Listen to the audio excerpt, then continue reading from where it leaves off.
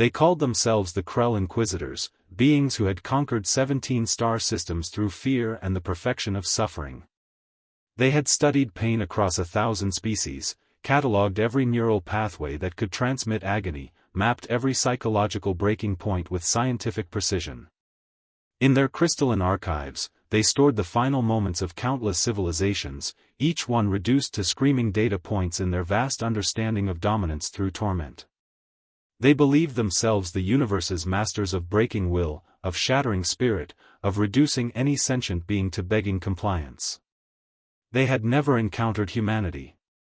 Lieutenant Sarah Chen was 26 years old when they took her.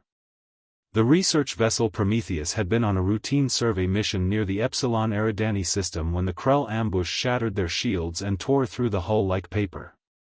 She remembered the klaxons, the desperate scramble to the escape pods, the way her commanding officer had shoved her towards safety before the bulkhead collapsed.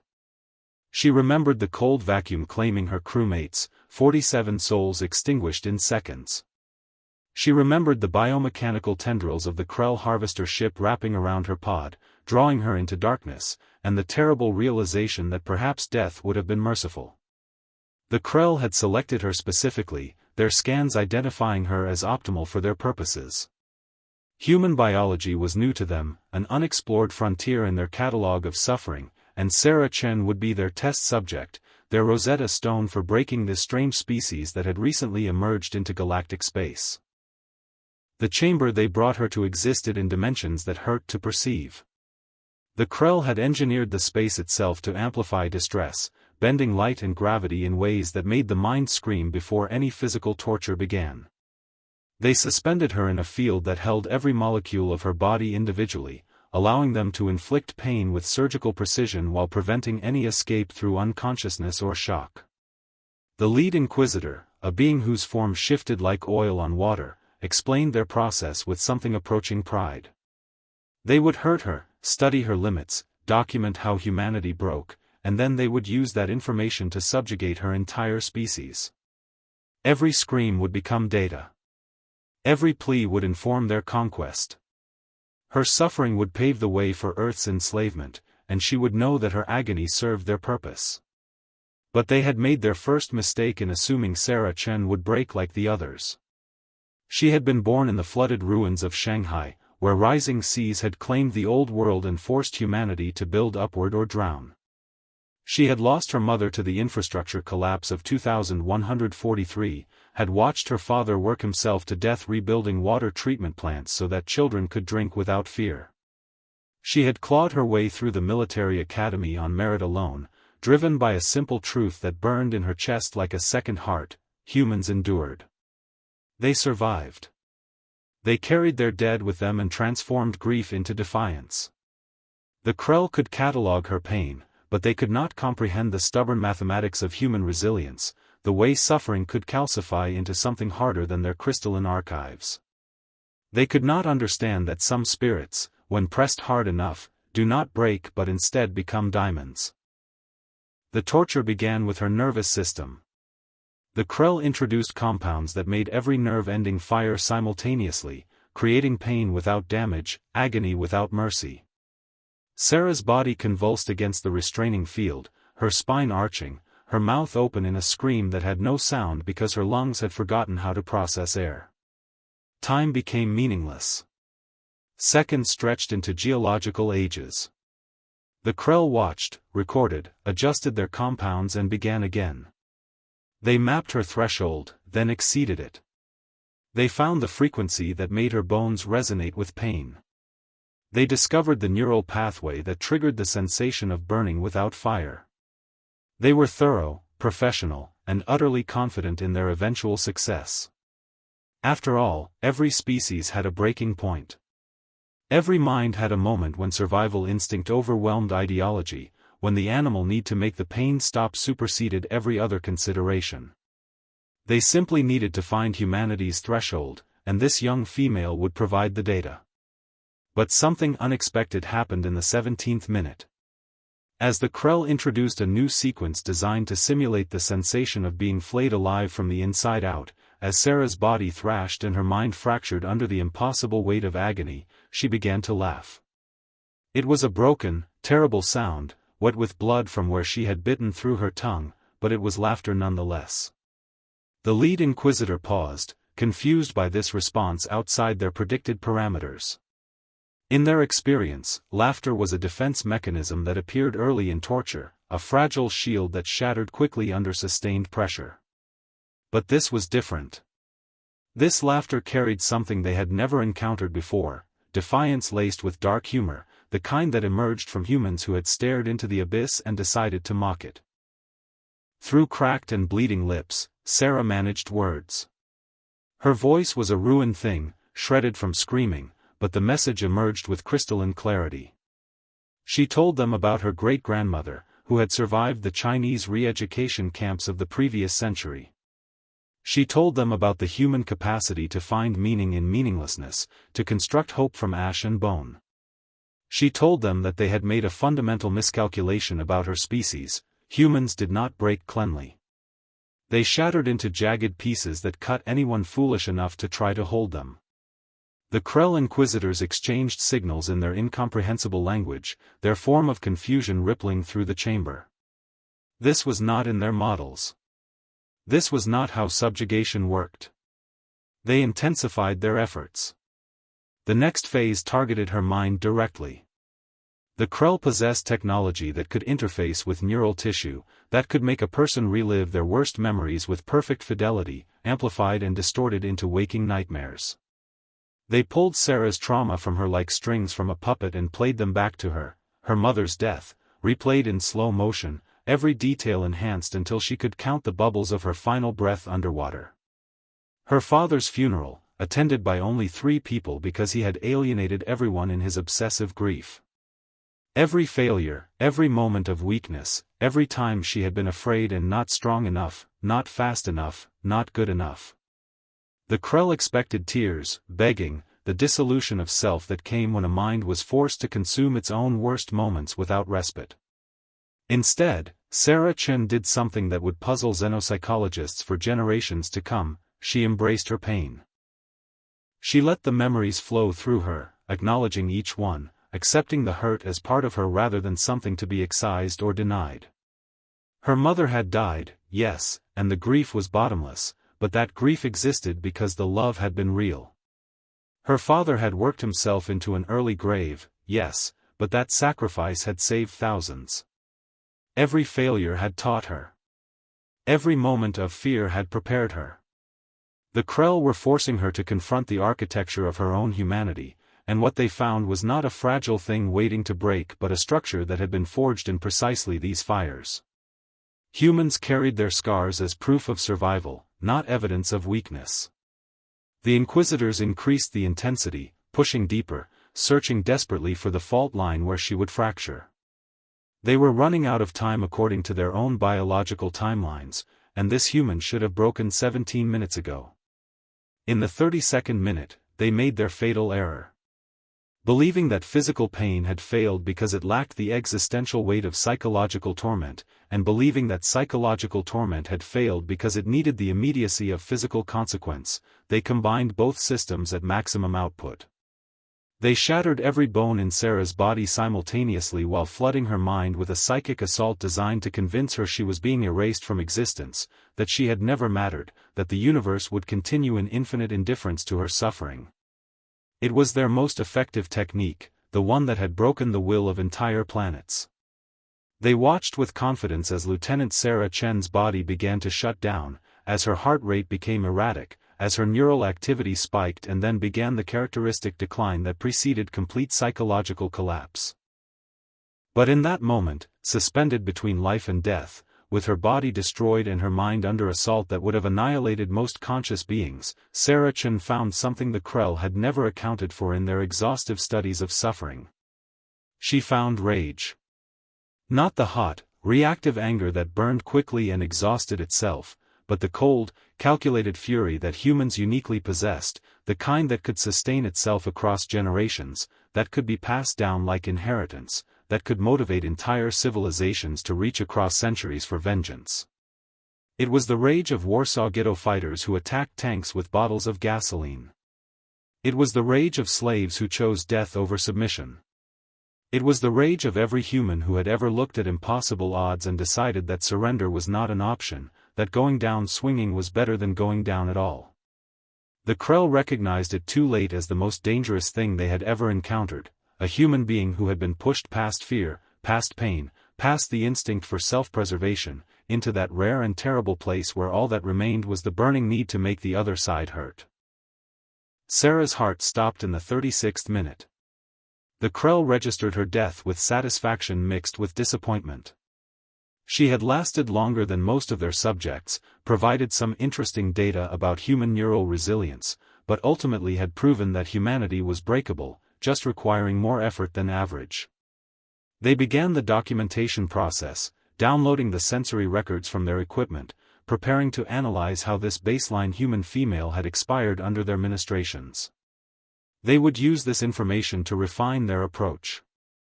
When they encountered more humans, they would know precisely how much pressure to apply, which techniques proved most effective, how to efficiently break this species that would soon join the 17 others under Krell dominion.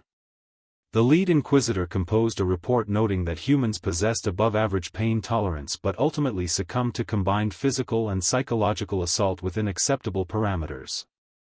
The torture chamber began its cleaning cycle, crystalline surfaces reorganizing themselves to prepare for the next subject.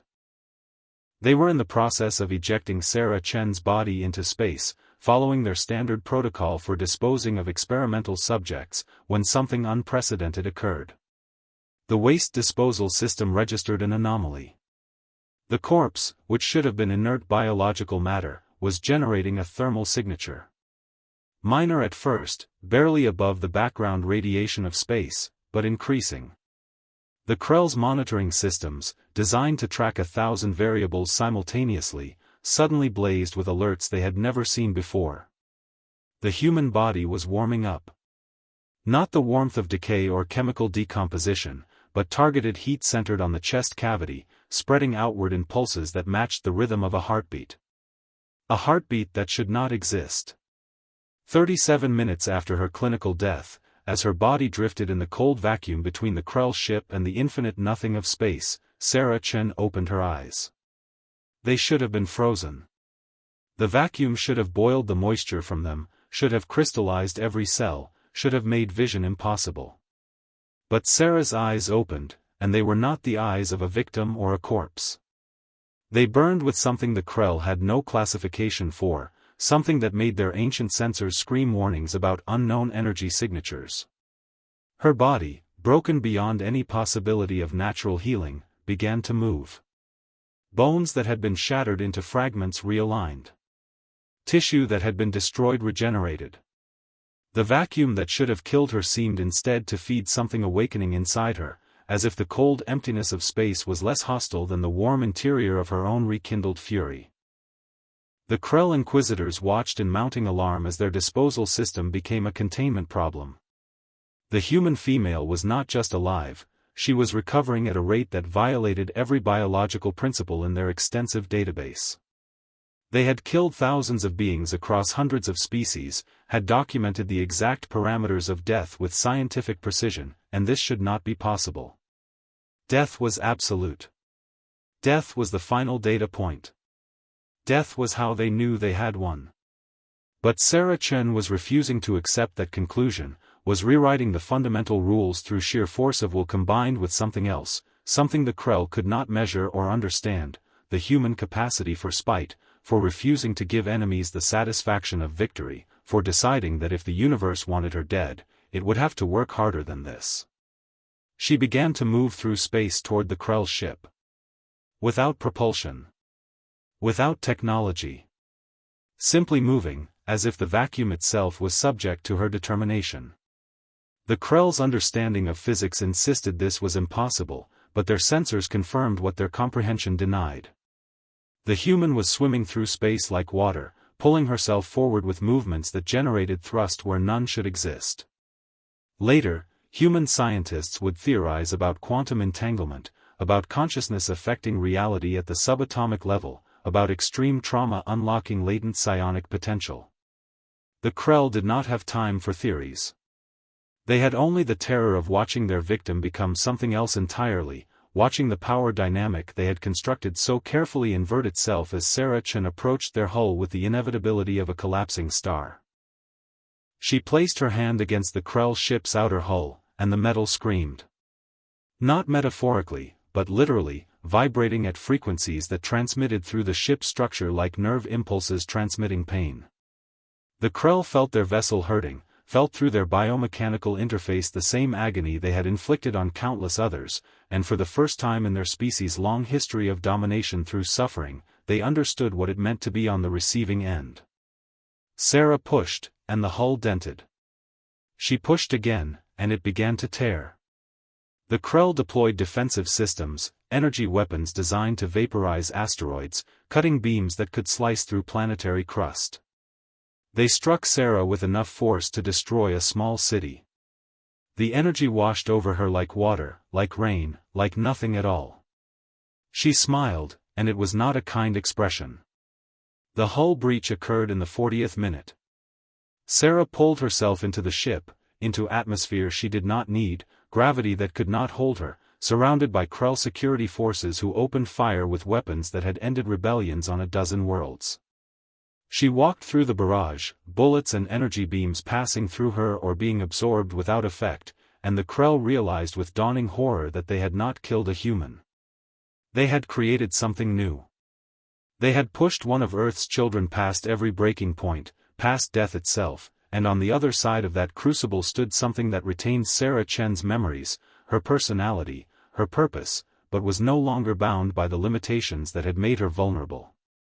The Krell Inquisitors, who had studied suffering across stars, who had broken the will of civilizations, turned to flee from the thing they had made. Sarah moved through the Krell ship like a ghost, like vengeance given form, like every story humans told about the dead returning to settle accounts. She was not hurrying. There was no need. The Krell could not escape her, could not hide, could not defend themselves against something that had transcended their understanding of mortality. She found the first Inquisitor in what passed for their meditation chamber, a space where they processed the emotional residue of their torture sessions. It looked up as she entered, its oil-water form rippling with what might have been fear. Sarah spoke, and her voice carried harmonics that had not existed before, frequencies that resonated with the Krell's neural structure, making them feel what she had felt in that chamber of carefully calibrated suffering. She did not kill it quickly. That would have been mercy, and Sarah Chen was not feeling merciful.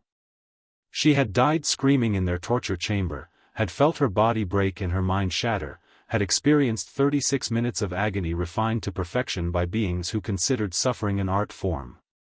Now it was their turn to understand. She reached into the Inquisitor's consciousness, not with technology but with something more fundamental, and showed it every moment of her pain. Not as abstract data, not as recorded sensation, but as lived experience, forcing it to feel what she had felt, to live through those 36 minutes as if they were happening to itself. The Krell Inquisitor lasted 7 minutes before its consciousness fragmented. Sarah left it alive but broken, its form collapsed and twitching, its vast intelligence reduced to repeating loops of trauma that would never heal. The second Inquisitor she found attempting to send a warning to the Krell High Command. It wanted to tell them about this new threat, this human who had returned from death wearing her own corpse like a weapon. Sarah stopped the transmission with a thought, the ship's systems responding to her will as if she had always been part of their architecture. The Inquisitor turned to face her, attempting to project dominance, to reassert the power dynamic it understood. It began to explain, in the clinical tone of a researcher, that her survival was merely an anomaly, a data point outside expected parameters, nothing that threatened the Krell's fundamental superiority. Sarah listened patiently, letting it finish its speech, and then she showed it Earth. Not Earth as the Krell understood it from their intelligence reports, not the tactical data about human military capabilities or population centers. She showed them Earth as humans experienced it, the beauty and terror of being a species that knew it would die but built cathedrals anyway. The savage joy of dancing in ruins. The stubborn insistence on hope despite overwhelming evidence that the universe was indifferent to suffering. She showed the Inquisitor the entirety of human history, 10,000 years of falling down and standing up, of civilizations collapsing and rebuilding, of individuals sacrificing everything for ideas that might not even survive them. She showed it that humans were a species that had looked at the certainty of death and decided to care about things anyway, to love despite loss, to fight despite defeat, because the alternative was to surrender to the void, and humans did not surrender.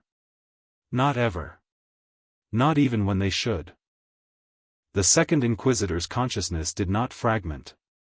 It simply ceased, overwhelmed by the sheer weight of what it meant to be human, the terrible burden of caring about things that would not last, of building meaning in a meaningless universe. Its form dissolved, became constituent molecules, and Sarah moved on. There were 4 more Inquisitors aboard this ship, and she would find them all. She would make them understand. And then she would take their vessel and use it to send a message to the Krell High Command, a message that would burn itself into their collective consciousness. Humanity was not another species to be catalogued and broken. Humanity was what happened when you pushed the universe too far, when you inflicted so much pain that reality itself bent around the determination to make it stop. She found the 3rd and 4th Inquisitors together, attempting to activate the ship's self-destruct sequence. They had concluded, with admirable pragmatism, that dying was preferable to facing what Sarah had become. She stopped the sequence, trapped them in a stasis field generated by her will alone, and considered their fate. These 2 had not personally tortured her. They had been observers, documentarians, recording her screams for their vast archives of suffering. She could feel their consciousness, could sense that they were younger than the first 2, less experienced, still believing that their role in the Krell Empire was righteous, that domination through fear served some greater purpose. Sarah almost pitied them. Almost. But pity was a luxury for those who had not died screaming, and she had no luxuries left. She released them from stasis but bound them with something more profound than physical restraints. She wove their consciousness together with hers, creating a connection that forced them to experience her perspective, to feel what it meant to be human, to be vulnerable, to be hurt beyond repair and then have to continue anyway. The 2 young Inquisitors thrashed against the connection, trying to break free, but Sarah held them firm. She made them understand that they had a choice. They could continue to serve the Krell Empire's doctrine of subjugation, or they could become something different, something that had seen suffering from both sides and chosen to reject it. The choice was theirs, but they would make it with full knowledge of what their actions meant to their victims. She gave them her memories, all of them, unfiltered and raw. She gave them Earth. The transformation took hours. When Sarah finally released the connection, the 2 Inquisitors were no longer servants of the Krell Empire. They were something new, contaminated by human perspective, infected with empathy. They would never be able to inflict suffering again without feeling it themselves. They were broken, but not in the way the Krell understood breaking. They were broken open, transformed by the weight of understanding what they had participated in. Sarah left them alive, knowing they would carry her message back to the Krell in a way no words could match. They would be living proof that humanity could not be dominated because humans had the capacity to transform their tormentors into something that rejected domination itself. The lead Inquisitor, the one who had orchestrated Sarah's torture with such clinical precision, she found in the ship's core chamber. It was old, this being, ancient by Krell standards, and it had broken more species than Sarah could count. It waited for her with something approaching resignation, having monitored her progress through the ship, having watched her transform or destroy the other Inquisitors with methods that defied everything it understood about power and dominance. When Sarah entered, it spoke first, asking a question that had troubled it since her resurrection: how had she done it? How had she come back from death? What mechanism, what technology, what biological adaptation had allowed a human to violate thermodynamics and return from clinical death? Sarah told it the truth: she did not know. She suspected it was something uniquely human, something born from the intersection of will and desperation, something that emerged when a human was pushed past every rational limit and discovered that limits were negotiable. She suspected that every human had this capacity, dormant and waiting, requiring only sufficient motivation to awaken. She suspected that the Krell, in their arrogance, had given her species a gift they had not intended, proof that humans could not be broken, only transformed into something more dangerous. The lead Inquisitor processed this information, and Sarah could feel it reaching a conclusion that would reshape Krell policy toward humanity for generations to come. She did not kill the lead Inquisitor. Instead, she connected its consciousness to hers, not to transform it but to ensure it carried a perfect, undeniable record of what had happened in this ship. She burned her resurrection into its memory with such intensity that the Inquisitor would never be free of it, would wake from rest cycles seeing Sarah's eyes opening in the void, would carry the knowledge that humanity had produced something that could not be killed, could not be broken, could only be multiplied through suffering. She made it understand that every human the Krell tortured might become what she had become, that every act of cruelty against her species was a potential act of suicide for the Krell Empire. She made it understand that humanity had evolved not in easy environments but in the crucible of Earth's disasters, and that suffering was not their weakness but their forge. Then she released it and took control of the Krell ship. The vessel responded to her will, its systems bending to accommodate consciousness that existed partially outside physical reality. She set course for Earth, for home, for the military command that needed to know what the Krell had done and what Sarah Chen had become in response. The journey would take months, and during that time she would have to grapple with what she was now, neither fully human nor entirely something else, existing in the liminal space between mortality and whatever came after. She missed being simply Lieutenant Sarah Chen, missed the certainty of biology and death. But she carried something more important than her own comfort. She carried proof that humanity would endure, that suffering could not break them, that death itself was negotiable for a species stubborn enough to refuse it. As the ship jumped into faster-than-light travel, Sarah composed a message to Earth, knowing it would arrive before she did. She detailed the Krell threat, their capabilities, their torture methods, and the fact that she had survived them through means not yet understood. She detailed her resurrection and the implications for humanity's future in a galaxy that suddenly seemed less certain of its hierarchies. She ended the message with a simple truth that would become humanity's rallying cry in the wars to come: they had tried to break us, and we broke death instead. The Krell had sought to catalog human weakness and had instead documented human transcendence. They had wanted to teach humanity fear and had instead taught one human that fear was optional, that limits were suggestions, that death itself was just another obstacle to overcome through sufficient determination. Lieutenant Sarah Chen, who had died screaming in a torture chamber 37 minutes before returning as something the universe had not accounted for, set her course for home and waited to see what kind of future humanity would build with the knowledge that they could not be broken. She thought about her mother, who had drowned trying to save others. She thought about her father, who had worked himself to death fixing infrastructure so children could survive. She thought about the long chain of human suffering and endurance that had led to this moment, and she understood that she was not an aberration but an inevitability. Humans had always been capable of this.